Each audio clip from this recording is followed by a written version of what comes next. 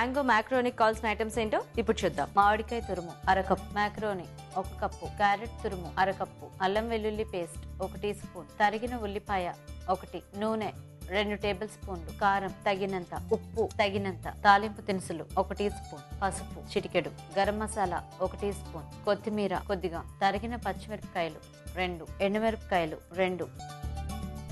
సరిపడా ఆయిల్ వేయండి. ఆయిల్ వేయాలి. సో మ్యాక్రోని ఉడికించేసి పెట్టారా? ముందే బాగా చేసి కొంచెం పెట్టాను. ఆయిల్ వేసి, ఆయిల్ సాల్ట్ వేసి పెట్టాను. కొద్దిగా ఆయిల్ సాల్ట్ వేసి ఉడికించేసారా? Okay okay. సో అప్పుడు మనకి ఇలా అతుక్కుపోకుండా పొడి పొడిగా ఉంటాయండి. తాలింపు దినుసులు వేయాలండి. ఎండుమిర్చి. సో మామిడికాయ సీజన్ వచ్చినప్పుడల్లా ఇలా మ్యాంగోతో కూడా మ్యాక్రోని చేస్తూ ఉంటారా? అవునండి, మా పిల్లలకు చాలా ఇష్టం. ఆనియన్ వేయాలి. అప్పుడు కొంచెం మగ్గాల. కొంచెం మగ్గిన తర్వాత అల్లం వెల్లుల్లి పేస్ట్ వేయాలండి.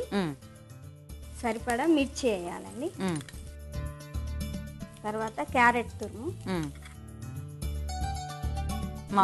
మామిడికాయ తురుము, ఓకే ఓకే, కరివేపాకు తగినంత, కొత్తిమీర,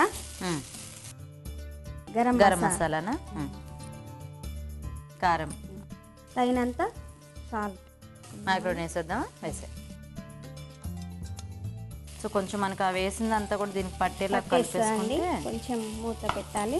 దానికి పట్టేసుకుంటాయండి. మూత పెట్టేద్దామా? పెట్టేద్దాం. చూద్దామండి. స్టవ్ ఆఫ్ చేయండి. చేసేసానండి. బౌల్లో తీసుకుందాం. ఓకే. సో ఇలా వేడివేడిగా సర్వ్ చేసుకుంటే టేస్టీగా ఉంటుంది అన్నమాట. ఓకే. ఇక్కడ ఏం తయారు చేశారు? వినాయకుడిలో ఉన్నాడు. మా పాప చేసిందండి. రచన చేసిందా? అవునండి.